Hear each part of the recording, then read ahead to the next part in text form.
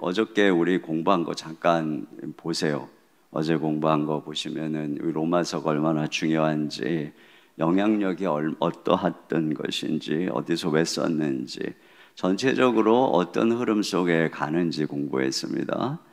그리고 이 앞에 부분에 이 복음이 무엇인지, 복음에 대해서 얘기했고, 이것이 하나님의 복음이라고 얘기했어요. 무엇보다 초점은 우리 위해 죽으시고 부활하신 아들에 대한 복음, 그분이 하나님의 아들이고 우리 주 예수 그리스도, 이게 복음이다, 이런 얘기를 했고, 새로운 백성을 창조하는 복음이다, 이 얘기했어요.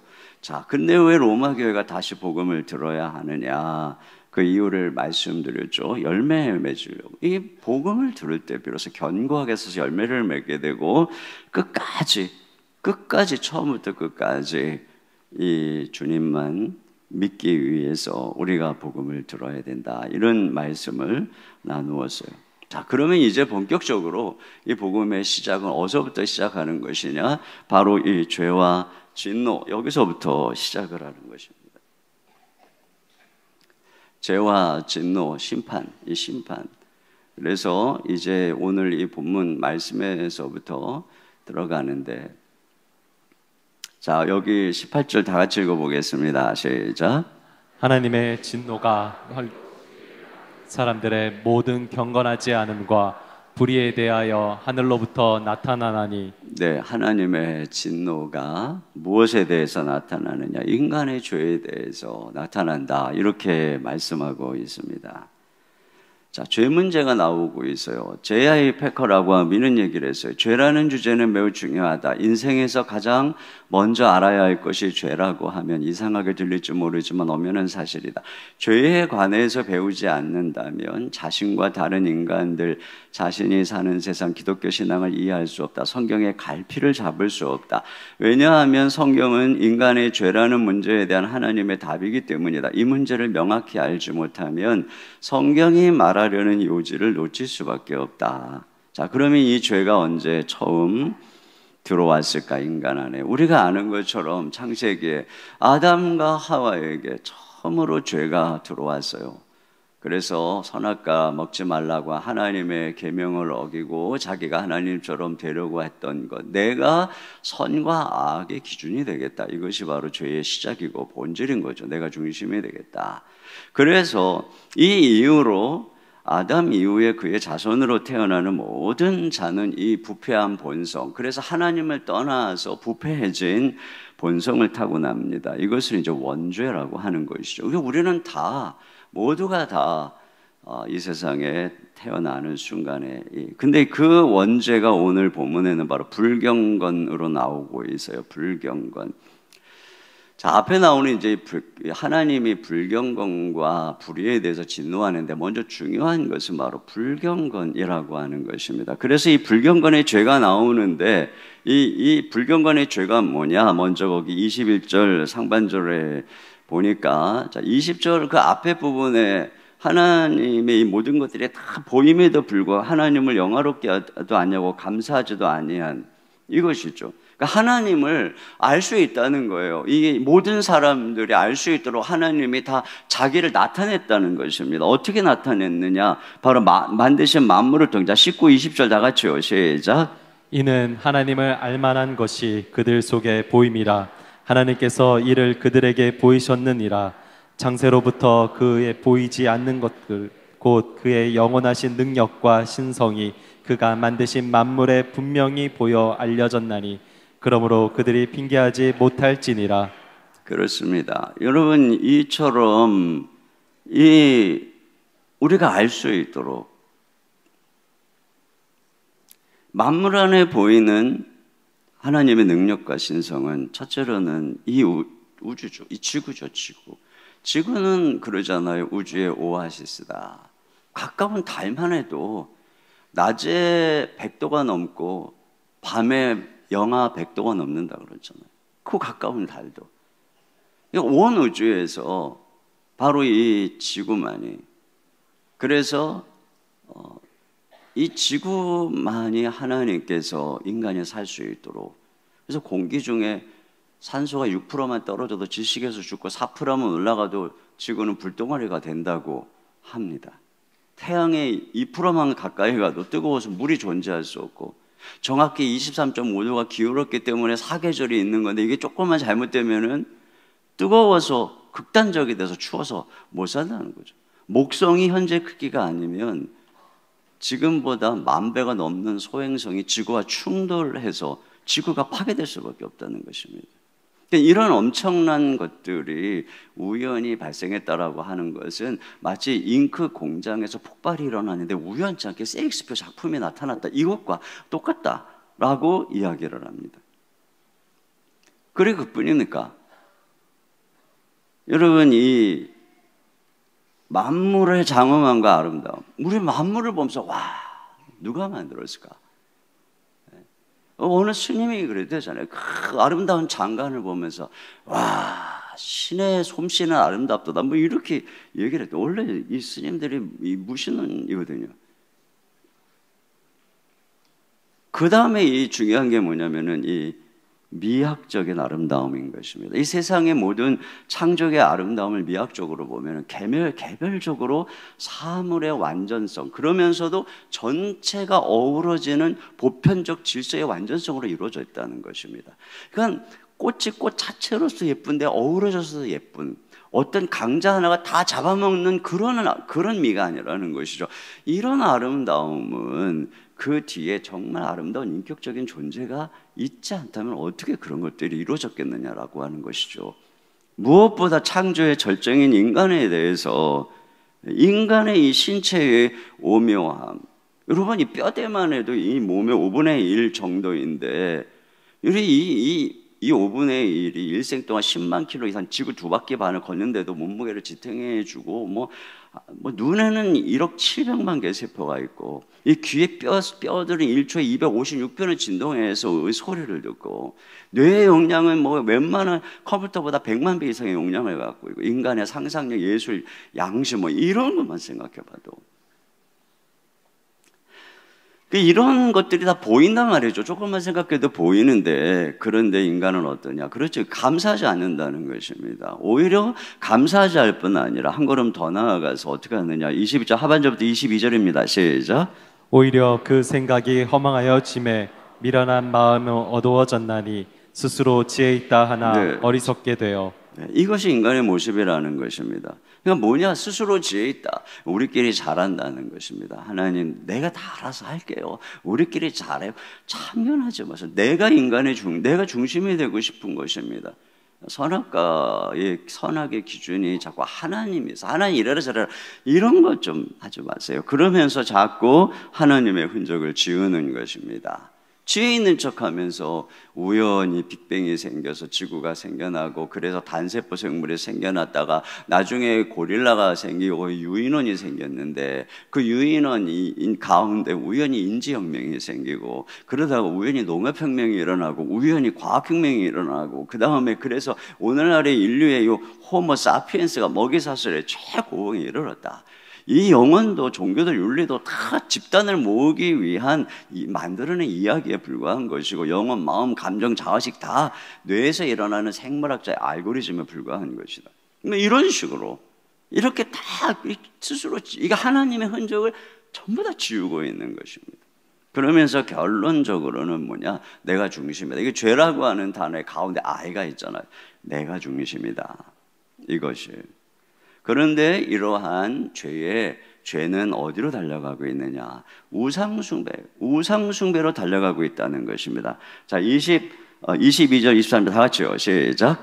스스로 지혜 있다 하나 어리석게 되어 썩어지지 아니하는 하나님의 영광을 썩어질 사람과 새와 짐승과 기어다니는 동물 모양의 우상으로 바꾸었느니라. 네, 왜 이렇게 할까요? 왜 인간이 왜 이렇게 할까? 여러분, 하나님은 자신을 말씀으로 계시하십니다. 그렇잖아요. 율법의 말씀을 통해서 나 여호와가 이런 분이다, 이렇게 자신의 성품을 계시합니다. 얼마나 불편합니까? 내 마음대로 살고 싶은데 하나님이 이건 죄다, 저건 아니다, 이렇게 딱 기준을 말씀하시는 그 거룩하신 하나님, 그분이 창조라고 하니까, 그러니까 그 말씀하는 하나님이 싫은 거예요. 그래서 형상을 만드는 것입니다. 그래서 하나님은 이런 분이야. 자기가 상상의 하나님을 내 마음대로 살고 싶은 그런 신을 만드는 게 우상의 초점은 뭐냐? 이렇게 하나님을 왜곡하는 데 있는 것입니다. 하나님을 왜곡하는 데 있어요. 그러면서도 절대 이 칼빈이 기독교 강에서 이런 얘기를 했어요. 같이 한번 읽어보겠습니다. 시작. 의 존재를 아는 지식은 인간의 골수에까지 깊이 박혀 있어서 그것을 지워버리는 것은 불가능한 일이며 차라리 천성을 바꾸는 편이 더 쉽다. 그렇습니다. 그러다 보니 마음속에 이 하나님을 지울 수 없기 때문에 결국은 하나님이 세운 도덕률과 신의 흔적을 지울 수 없기 때문에 그러니까 이 왜곡시키는 거예요. 왜곡. 그래서 이렇게 미신 우상을 여러분 그래서 하나님이 없다 하는 사회일수록 저 미신이 얼마나 반짝. 요즘 서구 사회도 그렇습니다. 칼빈이 또 이런 얘기를 해서 같이요. 시작. 가장 담대하게 하나님을 멸시하는 자일수록 나뭇잎이 떨어지는 소리에도 가장 심하게 놀란다. 네, 그렇기 때문에 인간은 자신의 불안과 공포를 잠재워줄 누군가가 필요한 것입니다. 누군가를 의지하지 않으면 안 되는 연약한 존재라고 하는 것입니다. 그래서 우리나라에 뭐 목사가 많다고 뭐 교회가 많다고 난리를 치지만 사실은 무속인들이 목사의 수보다 훨씬 더 많습니다. 이들을 찾아가서 국민들이 내고 있는 그 복채만 대략 추산해도 수조 원이라고 합니다. 인간은 이런 존재라는 것이죠. 그런데 그 우상을 만드는 핵심적인 이유가 어디에 있는 것인가? 결국은 정욕대로 내 마음대로 살고 싶어서 하나님을 이런 우상을 만들므로써 효율적으로 제거하는 거예요. 내 마음속에 그 하나님을 제거할 수 없으니까 우상을 만들어서 말이죠. 그래서 여기 24절 같이요. 시작. 그러므로 하나님께서 그들을 마음의 정욕대로 더러움에 내버려 두사. 그렇습니다. 그렇기 때문에 이 우상의 핵심은 바로 탐심인 것이다. 이렇게 그래서 신약 성경에서는 바로 탐심이 우상 숭배다 이렇게 얘기하고 있어요. 에베소서 5장 5절 하반절도 여기 봅니다. 시작. 탐하는 자 곧 우상 숭배자는 다 그리스도와 하나님의 나라에서 기업을 얻지 못하리니. 그렇습니다.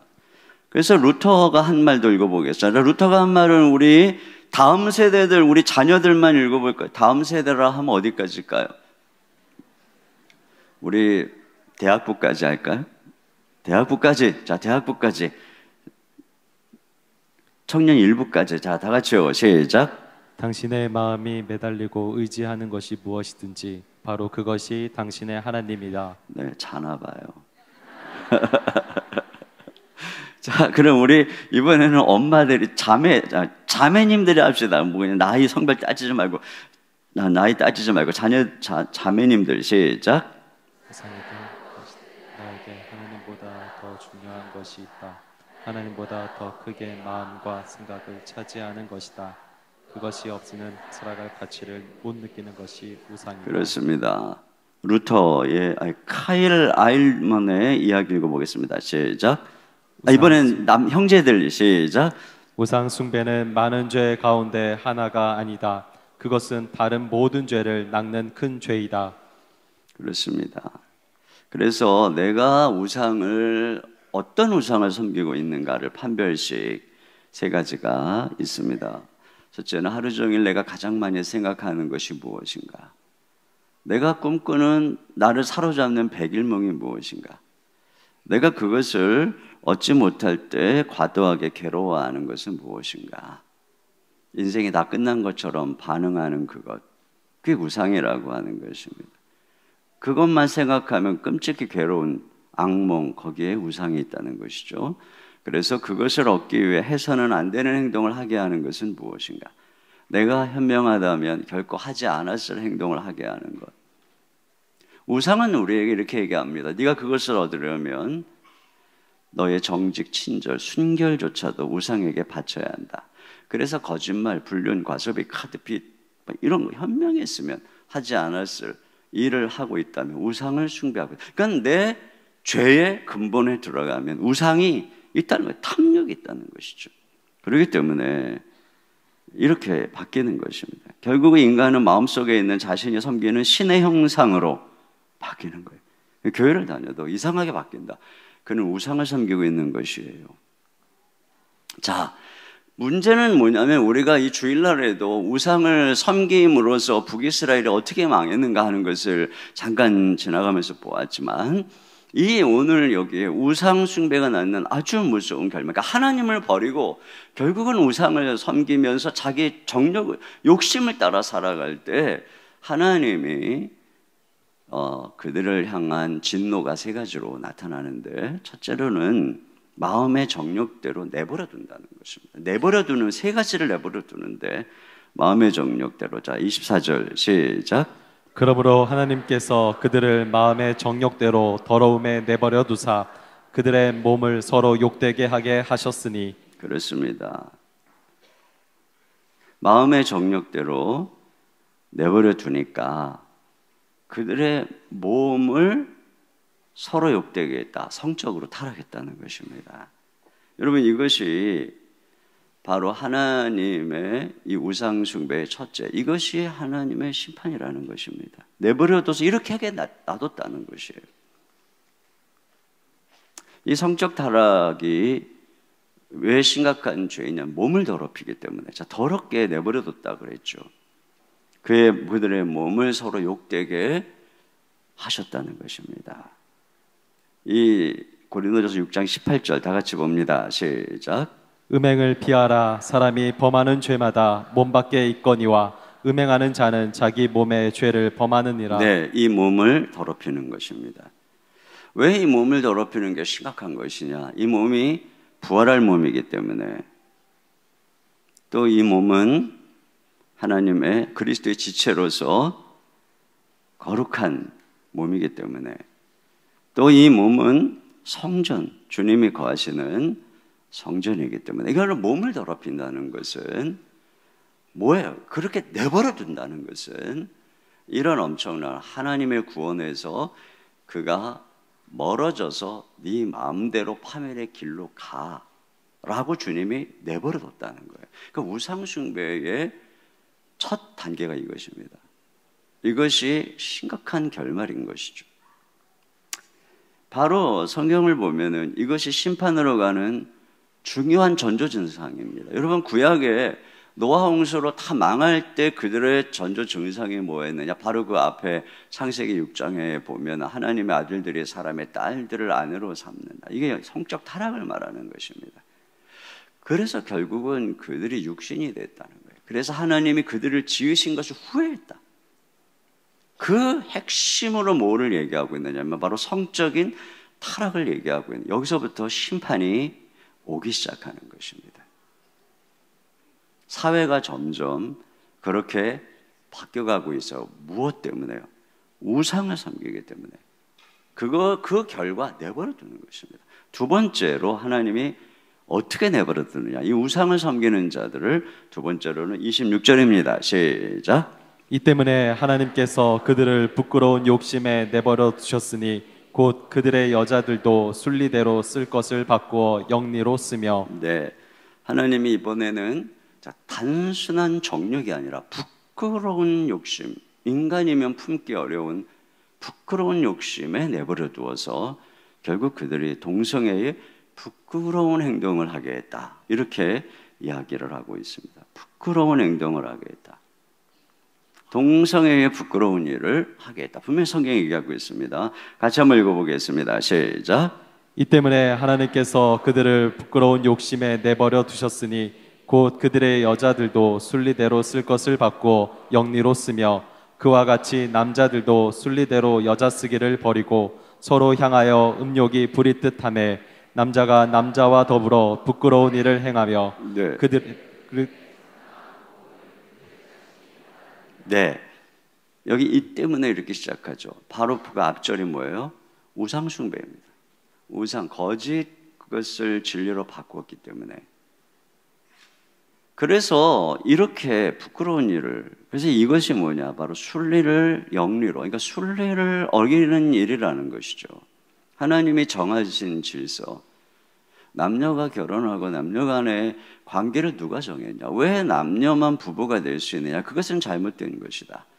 우리가 동성애를 느끼는 것은 선천적인 유전적인 것이다. 그러나 실제적으로는 동성애를 유발하는 유전자라고 알려진 XQ28이 동성애 유전자가 아닌 것으로 밝혀졌습니다. 한마디로 동성애 유전자는 없다는 것이 과학계의 정설입니다. 근데 만약에 이게 선천적인 거다 하면 그걸 죄악시하는 잘못했다고 하는 성경책에 잘못했다는 결론에 이르게 되는 것이죠. 그래서 결국은 진리를 거짓 것으로 바꾸는 것입니다. 여러분, 그래서 이 시대의 정신을 포스트 모던 시대의 진리를 위키알리티라고 하는 거예요. 여러분, 위키피디아에 누군가가 글을 올리면 그게 틀려도 많은 사람이 지지해서 실제로 학술 논문에 들어가는, 그래서 긴컨 너굴에 대해서 어떤 학생이 이 동물은 브라질 땅돼지로도 알려져 있다라고 그냥 농담으로 써놨는데 나중에 그것이 저명한 잡지 시카고 대학 출판 책에까지 실렸다는 거예요. 그러니까 이걸 하나의 예로 들면서, 그러니까 오늘날의 진리가 이와 같다는 것입니다. 합의만 하면 뭐 낙태도 할 수 있는 거, 동성애도 할 수 있는 것이고, 누가 우리한테 틀렸다 그러다 할 수 있느냐? 그거 누가 정했느냐? 그걸 거부하는 것입니다. 그래서 결국은 상당한 보응을 받았다라고 얘기를 하고 있는 것입니다. 여러분, 여기 아까도 읽었지만 27절에 그들이 그릇 때문에 상당한 보응을 그들 자신이 받았느니라. 그러니까 결국은 하나님, 여기 성경은 뭐냐면 앞에 정욕대로 내버려 두었더니 성적인 타락을 해서 내 몸을 더럽히는 게 하나님의 보응이에요, 1차적으로. 또 한 가지는 이 부끄러운 욕심대로 내버려 두었더니 정말 인간으로서는 할 수 없는 부끄러운 행동을 하는 것이 보응이라는 것입니다. 결국은 이렇게 해서 하나님의 심판 안으로 가게 두는 것이죠. 이것이 보응이라고 하는 거예요. 여러분, 이 마지막 시대의 특징, 제가 어제도 말씀을 드렸지만 마지막 시대의 바벨론, 멸망받을 세상 나라로 상징되는 나라가 로마입니다. 그러니까 지금 이 바울이 로마 시대의 현상을 보면서 지금 이 편지를 쓰고 있는 것입니다. 그 시대, 바울이 살고 있었던 시대, 그 시대의 아주 중요한 특징. 그러니까 마지막 멸망받을 하나님을 대적하는, 교회를 대적하는 그 마지막 시대의 심판을 앞에 둔 특징이 뭐냐?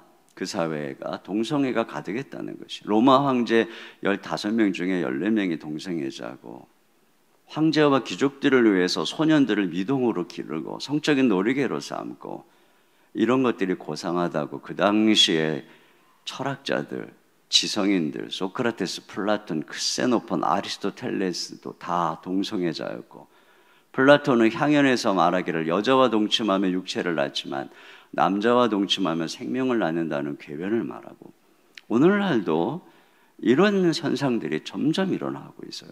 지성인이다, 똑똑하다 하는 사람들이. 여러분, 그뿐이 아니에요.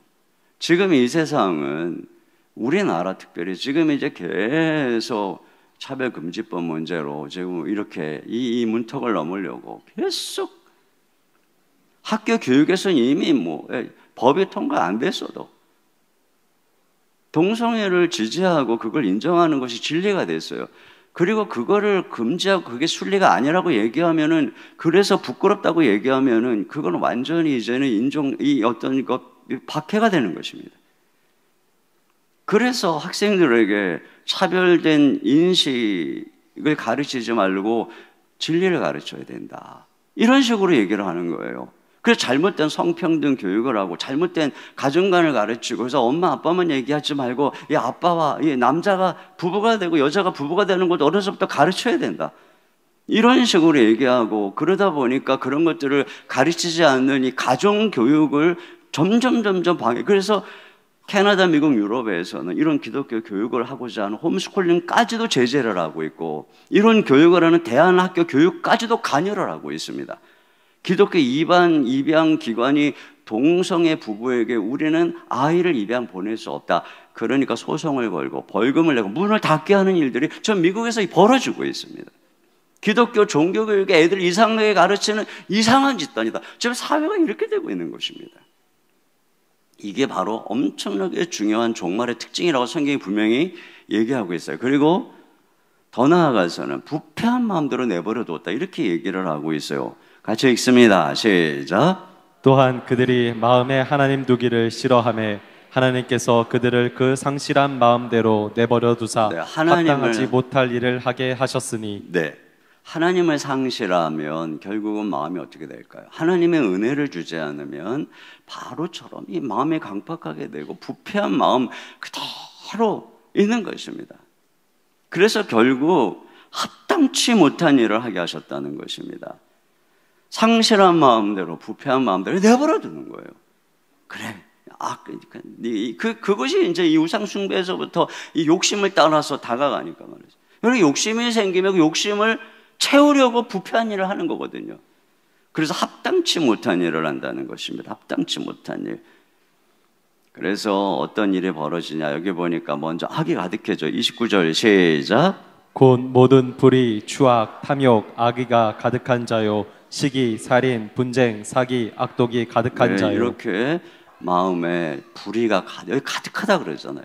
불의, 옳지 않은 것에 대한 욕구가 가득해져요. 추악, 더러운 것에 대한 욕구가 가득해져요. 탐욕의 욕심이 가득해져요. 악한 것에 대한 욕구가 가득해진다는 것이. 그러다 보니까 마음에 뭐가 가득합니까? 시기, 살인, 분쟁, 사기, 악독이 가득한 것입니다. 그러니까 어떤 모습으로 나타나? 첫째는 혀로 범하는 죄로 나타납니다. 같이 읽습니다. 시작. 수근수근 하는 자요, 비방하는 자요, 하나님께서 미워하시는 자요, 능욕하는 자요, 교만한 자요, 자랑하는 자요. 그렇습니다. 먼저 이 혀에서부터 인간의 가장 내면을 보여주는 것이 혀입니다. 여기서부터 온갖 죄들이, 비방이, 더러운 말이, 교만한 말이, 자랑하는 말이, 그 다음에는 인륜을 저버리는 죄가 등장합니다. 이게 아주 심각한 거예요. 점점 사회가 이렇게 돼가는 것입니다. 이게 로마 사회의 중요한 특징이었어요. 또 있습니다. 시작. 악독이 가득한 자요, 악을 도모하는 자요, 부모를 거역하는 자요, 우매한 자요, 배약하는 자요, 무정한 자요, 무자비한 자라. 그렇습니다. 여기 특별히 부모를 거역한다. 점점 어른을 공경하지 않는 사회로 가는 것입니다. 우매하다. 이것은 배은망덕하다는 뜻입니다. 은혜를 입었는데도 은혜를 알지 못해요. 배약한다라고 하는 것은 배신을 일삼는다는 것입니다. 자기 이익을 따라서. 무정하다는 것은 가정에서 자녀들 영아학대, 이 로마 시대 아주 중요한 특징이 영아학대였어요. 그리고 원치 않은 아이가 태어나면 부모가 그 아이를 죽일 권한이 있었습니다. 여자아이들을 내다 버리는 것이었어요. 아이가 약하게 태어나자 그냥 버립니다. 그 다음에 무자비하다. 아랫사람 혹독하게 노비들 때리고 죽이고 이런 일들. 근데 여러분, 이런 현상들이 지금 일어나고 있어요. 그 특징이 뭐냐? 낙태법입니다. 그래서 저 서구 사회에 특별히 여성들의 행복 추구권을 강조하면서 태아를 낙태할 수 있는 법안을 만들었어요. 이것을 금지하면 오히려, 그래서 어느 주에선가는 낙태 금지법을 주에서 만드니까 헐리우드에서 여성들의 권한을 무시하는 주다 그래가지고 다 처리한다고. 그럼에도 강행했더니 그런 일들이 벌어지는 것입니다. 요즘 기업들이 바로 이 정치적 올바름이라고, 이 PC주의라고 하고, 거기에 껴있는 것이 낙태예요. 태중에 있는 아이 얼마든지 죽일 수 있다는 게 법으로 돼 있습니다. 제가 이거를 그 다음에 그러다 보니까 죄에 대해 뻔뻔해지는 거예요. 32절 시작. 그들이 이 같은 일을 행하는 자는 사형에 해당한다고 하나님께서 정하심을 알고도 자기들만 행할 뿐 아니라 또한 그런 일을 행하는 자들을 옳다 하느니라. 그렇습니다. 그래서 그들은 사형이라고 하는 하나님이 그렇게 정하신 것을 알아요. 마음속에 내가 이렇게 살면 영원한 심판을 받지. 이걸 안 돼요. 그런데 어떠냐? 알고도 자기들만 행할 뿐 아니라 그런 일을 행하는 자를 옳다 하느니라. 이들의 특징이 뭐냐면 앞에서도 하나님이 계신 걸 알아요. 그런데도 계속 하나님을 거부하면서 왜곡하면서 우상을 섬기면서 욕심대로 살잖아요. 이렇게 살면서 악을 행하다 보면 이게 지금 심판받을 죽일 것들도 알아요. 그래도 계속 그렇게 살 뿐 아니라 다른 사람도 옳다 한다는 것입니다. 어떤 면에서 체념한 걸지도 몰라요. 어차피 나는 지옥권 운명이야. 지옥의 아랫목은 내 차지야. 뭐 이러면서. 그러니까 브레이크가 파열된 자동차와 같은 것입니다. 그러니까 그 마음속에 있는 어떤 양심도 또는 어떤 신의식도 그 어떤 전통적 가치관도 막을 수 없을 뿐 아니라 마음속에 이 죄에 대한 두려움도 막을 수 없어요. 그냥 질주하는 거예요. 이것이 하나님께서 내버려뒀을 때 나타나는 인간의 모습이라는 것입니다. 바로 이 내버려둠. 여러분이 내버려둠이 결국은 심판이라고 하는 것이에요. 내버려둠이. 여러분, 우리 부모님들이 자녀한테 화내면 어떻게 해요? 내버려둬! 근데 사랑하니까 못 내버려둬요. 그러나 진짜 화나면 내버려두죠. 내버려뒀다는 건 정말 화가 났다는 것입니다. 그 내버려두면 어떻게 돼요? 그 아이가 너 집을 나가자마자 내버려두면 나가서 개고생하는 거죠. 내버려두면. 여러분, 하나님이 하시는 심판이 이거예요. 1차적으로 나 없는 세상을 원하니? 그래, 내가 그런 세상 보게 해줄게. 이게 지금 이 로마 이 사회였던 거예요. 그래서 성적으로 타락하고 부끄러운 동성애가 일어나고 온갖 불의한 일이 일어나게 내버려 둔 거예요. 그럼 한번 잘 살아봐. 나 없으면 잘 살 수 있다며. 여러분이 태양계는 태양을 중심으로 공전을 하는데 그 4만 분의 1밖에 안 되는 지구가 나 더 이상 너의 중력에 간섭받고 싶지 않아. 나 중심으로 살고 싶어. 그렇다고 태양이 화가 나가지고 막 태양 핵폭풍으로 쓸어버릴 이유가 없어요. 냅두는 거예요. 냅둬서 지구가 태양을 밖에 벗어나면 그냥 스스로 파멸하는 거예요. 그래서 여러분, 무슨 짓을 해도 내버려 두는 게 심판입니다. 하나님이 선택하지 않은 에서 이방 여인하고 결혼하든 말든 내버려 두죠. 그러나 선택받은 야곱은 배우자 선택에 엄청난 간섭이 있어요. 그러니까 간섭하는 거, 때때로는 내 뜻대로 안 되는 거, 이게 사랑하신다는 의미입니다. 내가 무슨 짓을 해도 내 욕심이 다 이루어진다. 그건 축복이 아니고, 그래서 오스카 와일드가 이런 얘기를 한 거예요. 신이 우리를 벌 주고 싶을 때는 우리 기도를 들어주신다. 자, 그런데 이렇게 살면 결국은 무엇이 따라오느냐? 심판이 따라온다는 것입니다. 심판이. 자, 여기 21절, 2장 1절 2절 다 같이요. 시작. 그러므로 남을 판단하는 사람아, 누구를 막론하고 내가 핑계하지 못할 것은 남을 판단하는 것으로 내가 너를 정죄함이니 판단하는 내가 같은 일을 행함이니라. 이런 일을 행하는 자에게 하나님의 심판이 진리대로 되는 줄 우리가 아노라. 네, 2장으로 넘어가면서 갑자기 바울은 그 시대의 또 다른 대상과 대화를 하며 남을 판단하는 사람아, 그는 도덕적인 사람입니다. 이방 세계의 모든 사람들이 다 일장에 있는 사람처럼 산 게 아니었어요. 존 스토트는 이 브루스의 말을 인용해서 당대의 저명한 인물 세네카라고 하는 사람은 악의 속성을 인정하고 날마다 자기를 성찰하고 실천하고 가르치고 우상숭배를 비웃고 도덕적 안내자 역할을 했다는 것입니다.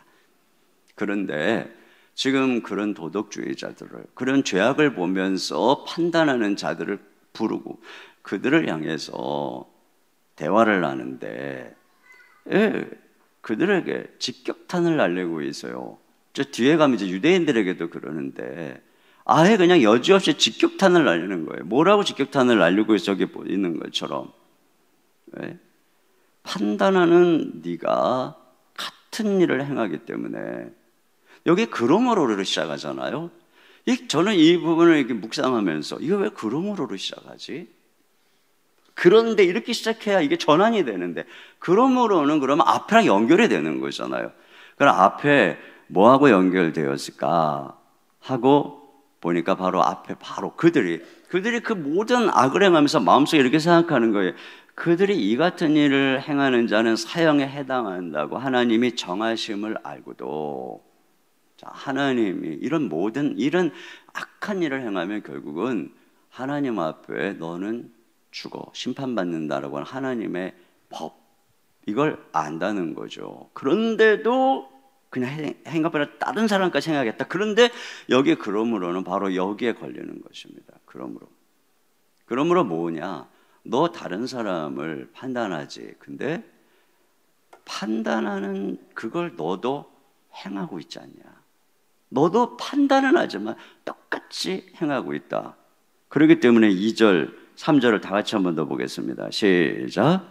이런 일을 행하는 자를 판단하고도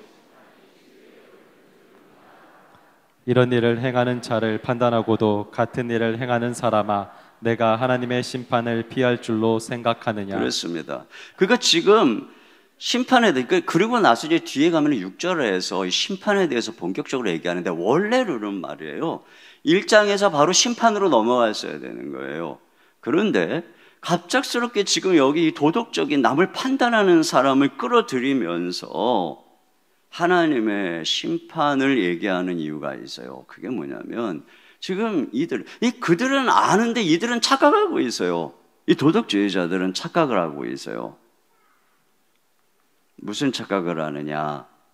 첫째로는 뭐냐면, 의식이 있으면 훌륭한 사람이다, 이렇게 착각하고 있어요.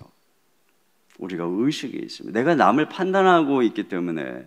여러분, 우리는 그러죠. 내가 무엇인가 남다른 어떤 분별의식, 정의의 의식, 도덕적인 의식을 갖고 있으면 내가 그런 사람인 것처럼. 그러나 우리가 판단의식이 예리하다는 것과 그렇게 산다는 건 다른 거예요. 그걸 아는 게, 주변에 보세요. 입만 열면 정의로운 얘기하는 사람 치고 정말 정의롭게 사는 사람 드물어요. 오히려 이상하게 살다가 발각되는 게 얼마나 많이 봅니까? 이게 이거예요. 판단하는 네가 같은 일을 행한다. 또 그들은 어떻게 생각하냐면, 내 실수에는 이유가 있다는 거예요. 내 이유가 있다. 내로남불, 남의 눈에 티끌은 보는데 자기 눈에 들보를 못 본다는 주님의 말씀과 일치하는 거. 왜? 내가 그렇게 한 데는 이유가 있어. 저놈이 저렇게 하는데, 내로남불, 내가 하면 로맨스, 남이 하면 불륜, 이 줄임말이죠. 또 비판 속에 자기가 있는 걸 몰라요. 원래 얌체 신우이가 얌체 올케를 못 봐주는 거예요. 왜? 자기가 얌체이기 때문에 남이 하는 게 얌체 짓인 줄 알거든요. 그래서 남들은 무심하게 지나가다 나는 꼭 쏴붙여주고 싶다면 그게 내가 있는 거예요. 그래서 보면 부자를 심히 욕하는 사람이 안에 부하하고 싶은 마음이 많은 것일 확률이 크고, 다른 사람들한테 권위적이라고 비난하는 사람이 권위적일 확률이 아주 높아요. 다른 사람의 동기를 의심하고 판단 잘하는 사람 안에 똑같은 동기를 숨기고 있을 확률이 아주 큰 것이죠. 그렇기 때문에 우리가 유독 싫어하고 비난하고 판단하는 그 사람이 나와 비슷한 확률이 높은 것입니다. 그래서 아버지가 아들을 힘들어하고 참기 어려워하는 이유가 뭘까요? 자기를 닮아서 화가 나는 것입니다. 동기까지 다 알기 때문에 화가 나는 것입니다. 그들의 무지와 고집입니다. 그래서 자기들은 심판받지 않을 거라고 생각하는 거예요. 나는 심판받지 않을 것이다. 그 고집을 부립니다. 끝까지 회개하지 않는 거예요. 같이 한번 이걸 4절 5절 다 같이 읽습니다. 시작. 혹 내가 하나님의 인자하심이 너를 인도하여 회개하게 하심을 알지 못하여 그의 인자하심과 용납하심과 길이 잡으심이 풍성함을 멸시하느냐? 다만 내 고집과 회개하지 아니한 마음을 따라 진노의 날 곧 하나님의 의로우신 심판이 나타나는 그날에 이 말 진노를 내게 쌓는도다. 그렇습니다. 그러니까 고집을 부리고 회개를 안 해요. 하나님께서는 그가 판단을 하지만 유선적으로 뒤에서 악을 행하는 걸 다 보고 계세요. 모든 것을 은밀한 가운데 심판하신 하나님이 다 보고 계세요. 그런데 자기를 착각하고 있는 거예요. 이 세상에 저 놈들도 있는데 나 같은 사람이 천국 못 가면 누가 가? 여러분, 일장의 죄인들은 자기들이 심판받아 죽을 존재인 줄 알아요. 그런데 기양 버림몸하고 살아요. 근데 이 도덕주의자들은 자기가 죄인이어서 심판받을 걸 몰라요. 이게 문제예요. 그래서 하나님이 지금 참고 회개하기를 기다리고 있는 게 자기를 사랑해서, 그러니까 사랑하죠. 사랑하니까 참죠. 근데 자기가 훌륭해서 그런 줄 알아요. 그게 아니라는 거죠. 그 고집 부리고 회개하지 않아요. 그래서 소위 양심적이다, 도덕적이다 하는 사람들이 쇄심줄이에요. 얼마나 자기가 강한지 몰라요. 목사들이나 똑바로 살라고 그래 막 이러면서. 맞는 말이죠, 다. 얼마나 그 속에는 뭐냐? 나 같은 사람이 있으면 나와보라 그래. 그래서 회개하지 않는 하는 주님 앞에 나오지 않는 것이 뭐냐? 이 말 진노를 쌓고 있는 중이라는 것입니다. 그 얘기를 그러면서 이제 심판에 대해서 그러니까 이 2장에서 핵심이 심판이에요. 그러니까 심판이 반드시 있다는 것입니다. 여기 뭐 핵심 구절들만 한번 읽어보죠. 같이 읽어봅니다. 시작. 이런 일을 행하는 자에게 하나님의 심판이 진리대로 되는 줄 우리가 아노라. 이런 일을 행하는 자를 판단하고도 같은 일을 행하는 사람아, 내가 하나님의 심판을 피할 줄로 생각하느냐. 네. 자, 또 시작. 다만 내 고집과 회개하지 아니한 마음을 따라 진노의 날 곧 하나님의 의로운 심판이 나타나는 그 날에 이 말 진노를 내게 쌓는도다. 네, 또 시작. 무릇 율법 없이 범한 또한 율법 없이 망하고 무릇 율법이 있고 범죄한 자는 율법으로 말미암아 심판을 받으리라. 또 시작. 곧 나의 복음의 의미치 하나님이 예수 그리스도로 말미암아 사람들의 은밀한 것을 심판하시는 네, 그날이라. 심판이 있다는 것입니다. 성경은 분명히 얘기하죠. 시작. 사람이 한 번 죽은 것은 정한 것이요 그 후에는 심판이 있으리니. 또 읽습니다. 시작. 내가 어찌하여 내 형제를 비판하느냐, 어찌하여 내 형제를 업신 여기느냐. 우리가 다 하나님의 심판대 앞에 서리라. 그렇습니다. 그러면 과연 무엇을 심판하시는가? 행한 대로 심판한다는 것입니다. 같이 읽습니다. 시작. 하나님께서 각 사람에게 그 행한 대로 보응하시되. 네, 그 무슨 얘기냐면 하나님께서 네가 무슨 생각과 도덕의식을 갖고 있었는가, 네가 무슨 글을 썼는가, 네가 무슨 설교를 했는가, 너를 따르는 팔로워가 얼마나 많고 얼마나 많은 사람이 너를 칭찬했는가, 이게 아니라 그날 하나님께서 우리의 견해를 보는 게 아니라 그래서 너 어떻게 살았니? 이거 가지고 심판한다는 것입니다. 마지막에 이 계시록에 나타나는 심판도 바로 이거예요. 같이 읽습니다. 시작. 또 내가 크고 흰 보좌와 그 위에 앉으신 이를 보니 땅과 하늘이 그 앞에서 피하여 간 데 없더라. 또 내가 보니 죽은 자들이 큰 자나 작은 자나 그 보좌 앞에 서 있는데 책들이 펴 있고 또 다른 책이 펴졌으니 곧 생명책이라. 죽은 자들이 자기 행위를 따라 책들에 기록된 대로 심판을 받으니 바다가 그 가운데에서 죽은 자들을 내주고 또 사망과 음부도 그 가운데에서 죽은 자들을 내주매 각 사람이 자기 행위대로 심판을 받고. 그렇습니다. 다 같이요. 시작. 이는 우리가 다 반드시 그리스도의 심판대 앞에 나타나게 되어 각각 선악 끝간에 그 몸으로 행한 것을 따라 받으려 함이라. 이게 지금 다 신약에 있는 말씀이에요. 특히 로마서에서 얘기하는 핵심이죠. 여러분, 이것을 우리가 알기 전에는 믿음을 얘기할 수 없는 것입니다. 여기 지금 계속 이야기하고 있어요. 무슨 얘기하거든요? 악을 행하는 자의 종국적인 운명, 또 선을 행하는 자의 종국적인 운명이 나오고 있어요. 7절. 자, 여기 영생을 얻는 자가 누군가? 7절 봅니다. 시작. 참고 선을 행하여 영광과 존귀와 썩지 아니함을 구하는 자에게는 영생으로 하시고. 네, 영생을 누가 얻느냐? 참고 선을 행하여. 여러분, 아까 어제도 말씀드렸죠. 복음은 믿어 순종하게 하는 것이다. 끝까지 믿는 것이다. 주님을. 그래서 결국은 어떻게 해요? 참는 거죠. 끝까지 선을 행하는 거죠. 이게 신자의 특징입니다. 그럼 누가 진노를 받는가? 8절 시작. 오직 당을 지어 진리를 따르지 아니하고 불의를 따르는 자에게는 진노와 분노로 하시리라. 그렇습니다. 교회를 다닌다, 입술로 고백했다가 아니라 정말 그 믿음의 열매가 있는가? 선을 행했는가? 아니면 당을 지어 불의를 따르는 자가 됐는가? 그래서 천국과 지옥으로 운명이 갈립니다. 악을 행하는 자의 종국적 운명을 보세요. 9절 시작. 악을 행하는 각 사람의 영에는 환난과 공고가 있으리니 먼저는 유대인에게요 그리고 헬라인에게. 여기 환란은 타작 도리깨질하는 곡식을 때리는 추수의 날에, 곤고는 그날에 겪을 고통, 결국은 이건 지옥의 환란과 곤고를 의미하는 것입니다. 악을 행하는 자 지옥에 간다는 것이죠. 10절 선을 행하는 자는 어떤가? 시작. 선을 행하는 각 사람에게는 영광과 존귀와 평강이 있으리니 먼저는 유대인에게요 그리고 헬라인에게라. 네, 선을 행하는 각 사람에게는 영광과 존귀와 평강, 이것이 바로 천국에서의 상태를 의미하는 것이죠. 자, 물론 이제 뒤에 가면 선을 행하는 자가 아무도 없다. 그러니까 모든 사람이 하나님의 진노 아래 놓여 있다가 결론입니다.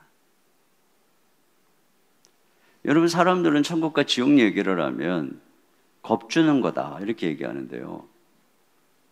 사실 성경에서 지옥 얘기를 가장 많이 하신 분이 예수님입니다. 하나님의 사람들마다 그래요. 요한 웨슬레는 이런 얘기를 해서 다 같이요. 시작. 내 손가락을 불에 대고 기다려봐라. 1초 동안도 참기 어려울 것이다. 그런데 온몸이 지옥불에 들어가서 영원히 고통당할 것을 생각해보라. 그 고통이 어떻겠는가? 네, 무신론자였던 토마스 스코트라는 사람이 죽으면서 이런 얘기했대요. 하녀가 들은 말인데 시작.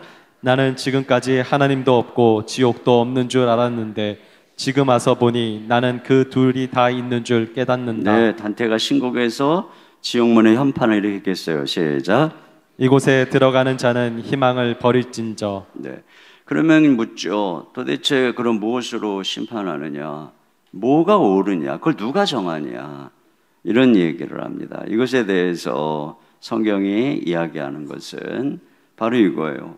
율법이 있는 자는 율법으로 망하고 율법이 없는 자는 인간 안에 있는 본성으로 인해서 심판을 받을 것이다. 12, 13절 읽습니다. 시작. 물은 율법 없이 범죄한 자는 또한 율법 없이 망하고 물은 율법이 있고 범죄한 자는 율법으로 말미암아 심판을 받으리라. 네, 그래서 율법이 없는 그런 일반 사람들은 하나님 무엇으로 하느냐에 대해서 자, 이 14, 15절에 분명히 여기고 있어요. 시작. 율법 없는 이방인이 본성으로 율법의 일을 행할 때에는 이 사람은 율법이 없어도 자기가 자기에게 율법이 되나니 이런 이들은 그 양심이 증거가 되어 그 생각들이 서로 혹은 고발하여 혹은 변명하여 그 마음에 새긴 율법의 행위를 나타내느니라. 그렇죠. 그러니까 사람들의 마음의 양심이라고 하는 이 본성이라고 하는 게 있어서 내가 이런 일을 하면 마음의 가책을 느끼는 거예요. 그래서 막 마음이 고발하고 막 변명하고 이런 것들이 생기는 것이 이게 지금 내 마음 안에 이 율법가 새겨져 있다는 거죠. 그래서 C.S. 루이스가 순전한 기독교에서 이런 이야기를 했어요. 여기 좀 긴데 이거 같이 한번 읽어볼까요? 우리 자매님들이 또랑또랑한 모습으로 같이 한번 읽어보겠습니다. 시작. 고대 이집트인, 바벨로인, 인도인, 중국인, 그리스인, 헬라인들 모두 비교해 본 결과 그들이 서로 비슷할 뿐 아니라 우리 시대의 도덕과도 비슷하다. 어느 시대에도 배신자나 이기주의를 높이 평가하지 않는다. 우리가 가르쳐주지 않아도 시대나 지역을 초월하여 인간들은 이면에서 거의 비슷한 어떤 목소리를 듣는다. 내 안에서 옳은 일을 하도록 재촉하고 그릇된 일 등의 챙강과 불편함을 느끼는 무언가가 있다. 인간은 독립적인 존재가 아니며 어떤 법칙 아래 있다. 그 도덕률을 인간에 새겨준 도덕적인 존재가 있다. 그가 바로 하나님이다. 그렇습니다. 이게 지금 우리 마음 안에 다 있다는 거예요. 그래서 프란시스 셰퍼가 그런 얘기를 했어요. 자, 이번에 형제님들 읽어주세요. 시작. 하늘나라에는 각 사람의 목소리를 보이지 않는 녹음기가 있다. 심판날에 나는 몰랐어요 라고 할 때 주님은 우리가 남을 판단하는 것들을 들려줄 것이다. 이것은 옳지 않아. 저 사람은 너무 이기적이야. 저 사람은 부정직해. 이것은 공평하지 않아. 이렇게 판단하던 그 목소리로 그가 남을 판단하던 모든 말로 하나님은 그를 심판할 것이다. 근데 이제는 천국에 이런 녹음기가 필요 없게 생겼어요. 사람들이 다 SNS에다가 쓴 글을 가지고 그거 다 모아서 자기가 남을 판단한 그 말로 나중에 하나님이 그를 판단해서 정죄할 수 있다는 것입니다. 이게 인간이라는 거죠. 결국은 이 심판이 복음의 일부라고 하는 것입니다. 16절을 같이 보겠습니다. 시작. 곧 나의 복음에 이른 바와 같이 하나님이 예수 그리스도로 말미암아 사람들의 은밀한 것을 심판하시는 그날이라. 그렇습니다. 예수 그리스도, 이 복음에 이른 바, 누가 심판하느냐? 예수 그리스도. 5장 22절입니다. 시작. 아버지께서 아무도 심판하지 아니하시고 심판을 다 아들에게 맡기셨으니. 네. 여러분, 우리의 소망은 여기에 있어요. 그날의 마지막 심판자가 예수님이라는 것입니다. 근데 여러분, 예수님이 그날의 마지막 심판자인데 그분이 그날의 우리의 마지막 심판자가 되지 않으려면 그분이 지금 우리 가운데 와서 말씀이신 주님이 이 검보다도 예리한 말씀으로 우리를 수술하셔야 됩니다. 이런 일이 우리에게 있어야 되는 것입니다. 때로는 당신의 백성을 채찍으로 징계하는 일이 있어야 되는 것입니다. 그래서 여기서 하나님의 끊임없는 간섭과 성령의 불같은 인도하심, 때때로는 훈련과 때때로는 고난을 통해서 여기서 말씀으로 빚어주며 온전히 그분의 성령의 은혜로 거룩해지는 과정이 있을 때 이 주님이 그날의 출제자시니까, 그날의 심판자시니까 우리를 미리 준비시키는 것이. 근데 그것이 없다. 그날에 내가 구주라고 믿었던 그분이 나의 심판자가 된 거예요. 이것이 이스라엘 백성들의 착각이었어요. 하나님 우리 편이다 했는데 하나님의 대적을 이끌고 그들을 심판하러 오잖아요. 심판은 오는 것입니다. 어느 집에 암돼지, 수돼지 2마리가 있었는데 추석 보름 전부터 주인이 수돼지한테만 먹이를 주니까 암돼지가 죽는다고 막 소리를 질러댔어요. 수돼지가 개걸스럽게 혼자 막 먹이를 다 먹으니까 이 수돼지만 뒤룩뒤룩 살이 쪄서 돌아다니는데 왜 그랬는지 추석 전날 밝혀졌어요. 수돼지는 추석 상에 올려진 것입니다. 그것이죠. 하나님이 내버려 두는 게 이거예요. 교훈 간단하게 보겠습니다. 내 자신이 죄인임을 인정해야 됩니다. 같이 읽습니다. 시작. 예수께서 들으시고 그들에게 이르시되 건강한 자에게는 의사가 쓸데없고 병든 자에게라야 쓸데있느니라. 네. 나는 의인을 부르러 온 것이 아니요 죄인을 부르러 왔노라 하시니라. 네. 시간이 없어서 우상 숭배의 죄를 회개해야 됩니다. 내 죄 이면의 죄, 우상을 알아야 죄의 뿌리를 제거할 수 있어요.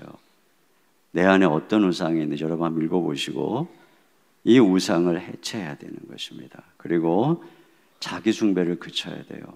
인간에 대한 긍정의 거짓 속임에 귀 기울이지 말아야 돼요. 이것만 읽고 마무리하겠습니다. 시작. 매번 뒤통수를 맞으면서도 인간 본성에 대한 믿음을 부여잡으려고 애쓰는 고매한 불신자가 참으로 불쌍하다. 현재 우리의 인격은 하나님의 눈에 혐오스러울 수밖에 없다. 그리고 제대로 알고 나면 우리 자신이 봐도 혐오스럽다. 거룩한 사람일수록 이 사실을 더 깊이 인식한다. 또 칼빈 시작. 진실 이상의 것을 우리에게 주는 사람들은 우리를 파멸로 이끄는 사람들이다. 우리에게 자력으로 싸우라고 가르치는 것은 갈대로 우리를 높이 드는 것과 같아서 갈대가 꺾이면 우리는 떨어지고 만다. 우리 안에 우리 자신의 것을 찾으라고 강요하고 사람이 자기를 높이게 하는 것은 사탄의 음성이다. 진짜 마지막입니다. 시작. 아무도 자신을 훌륭하다고 생각하지 말라. 무엇 때문에 그렇게도 인간성의 능력을 중시하는가? 그것은 상하고 부서지고 혼란하고 망하였다. 우리에게 필요한 것은 진실한 고백이지 그릇된 자기 변호가 아니다. 그렇습니다. 우리 시간에 같이 자리에서 일어나서 우리 찬양 같이 드렸으면 좋겠어요. 우리 찬송가에 너희 이제 흉악하나 눈과 같이 희겠네. 너희 이제 흉악하나 눈과 같이 희겠네. 우리 이 시간 이 찬양 주님 앞에 드리면서 우리 함께 기도하며 나가겠습니다.